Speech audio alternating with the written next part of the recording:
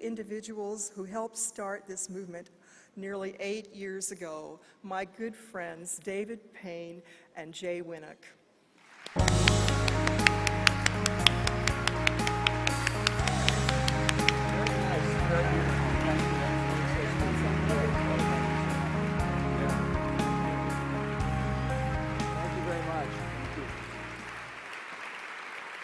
Thank you. Can you see it? First of all, we have good news with the final two speakers.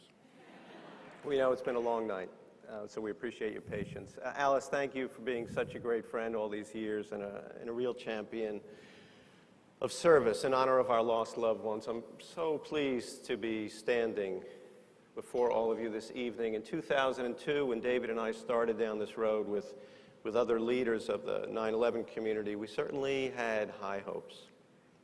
But I don't think either of us ever imagined a night like this.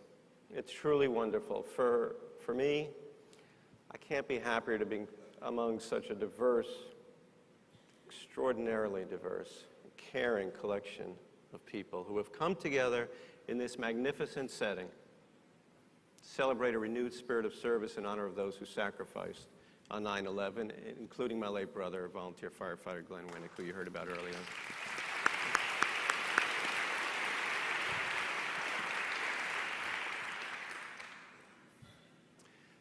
People sometimes say, enough with 9/11 already. We need to move on. And I understand that sentiment. I really do. 9/11 is hard stuff. That's why creating this historic observance is so important. It allows America to forever remember the events of 9/11 and the people whose lives were deeply affected by it and in many instances sacrificed, but it does so in a forward-looking, caring, useful way that recognizes the fundamental role that service played in the way America responded to 9/11. You've all helped make that possible tonight, and so I thank each of you for that. I'm so grateful to the many members of Congress, Republicans, Democrats, independents who supported this vision. Of course, we're exceedingly grateful to President Barack Obama for officially and permanently designating 9/11 as a National Day of Service and Remembrance. And personally, I'm particularly grateful for the help we received from Secretary Clinton and Senator Schumer and Congressman Peter King, all of whom have been our staunchest supporters in Washington since the very early days of this initiative. Years ago, these three great American leaders recognized and embraced the virtues of this kind of observance, well before it became commonly accepted as it is starting to become now. I'm also so very thankful for the support of our new U.S. Senator, Kirsten Gillibrand. And I must take a moment to acknowledge my extraordinary parents, Cy and Elaine Winuk, who have shown me a strength and resiliency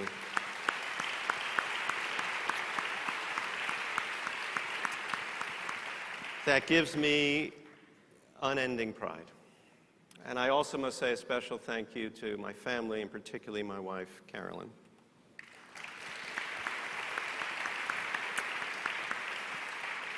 Who has stood by my side and supported this initiative and me through some very challenging times. She's an extraordinary person. And last, David Paine, my co-founder, you're a terrific friend.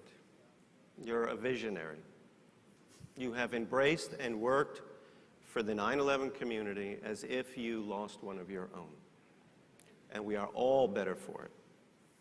So I thank you all. I'm going to let David say a few words, maybe even less than me, I don't know. And that'll be it. So thank you. Thank you for your attention. Thank you for your patience. Thank you for being here. We're very grateful. I'm the last speaker. I think it's been a great evening. I know it's been a long evening. There was just so much to say and so many people to thank that we couldn't figure out a way to make it any shorter. I think we ought to begin by, giving a big hand to all of our wonderful performers tonight. They donated all of their time. Gavin, John, the Roots, I thought they were fabulous. Angeli, who's up for, as I said, an MTV Video Music Award, and of course the Harlem Boys and Girls Choir. And then I'd like to just also thank my very good friend, Gary Sinise, who, he's been with us He's been with us since 2003, and he has donated so much time. He's done voiceovers for our public, for our public service messages. He's just been a true champion for this long before it was a popular thing to do, which speaks to the kind of person that Gary is. When Jay and I started this movement with other members of the 9/11 community, we had about 5 cents in our pocket and 0 contacts in Washington. I think we have less now after tonight. But I will say, though, that you've all helped us create something truly wonderful and special, a permanent and fitting legacy that will forever tell the story of how an entire nation, shaken to its very core by a human catastrophe, rose together in a remarkable spirit of unity and compassion. It's now up, I think, to all of us to make sure that this spirit of service and unity continues to grow, not just on 9/11, but every day of the year. I'd like to take a moment to thank some of the organizations and people that made the evening possible. That has to begin with all the wonderful people at ServiceNation, our co-hosts tonight. We could not have done this without you at all. They're just wonderful. And I'd like to also thank our friends at the National September 11th Memorial and Museum and the Corporation for National Community Service. Just wonderful, wonderful people.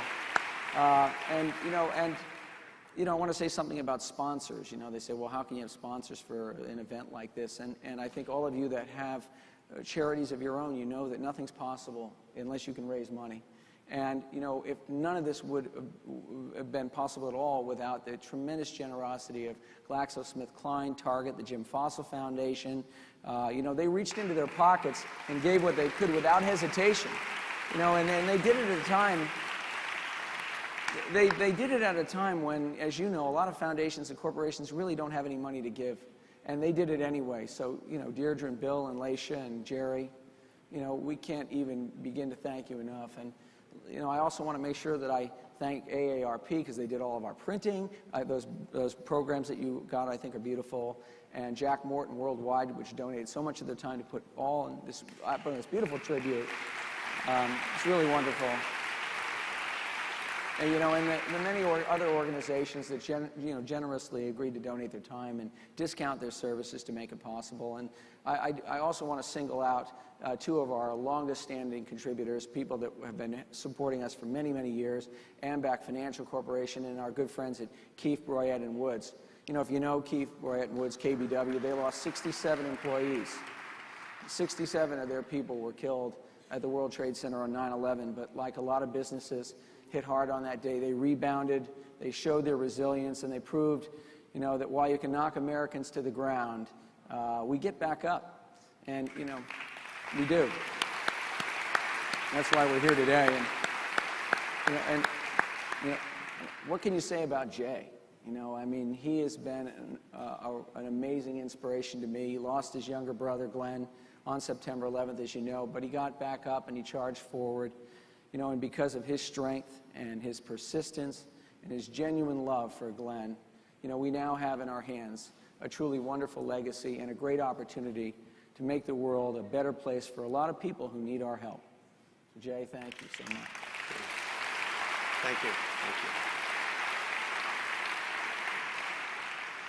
you. Lastly, before we send you back out into the wind and the rain, I want to take a moment to thank my own family for the sacrifices that they've had to make over the years. What with all the travel and the time I've spent away from home for you, and guys, there's probably more to come. So I'd especially like to thank my wife, Lainey. She's sitting right here, Lainey. Thank you so much for everything.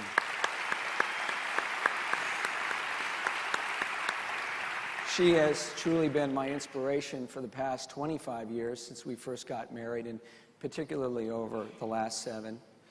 You've always reminded me, honey, of I think what's most important in life, and that's our family. So, thank you all for being here, and good night. Thank you. Thank you again.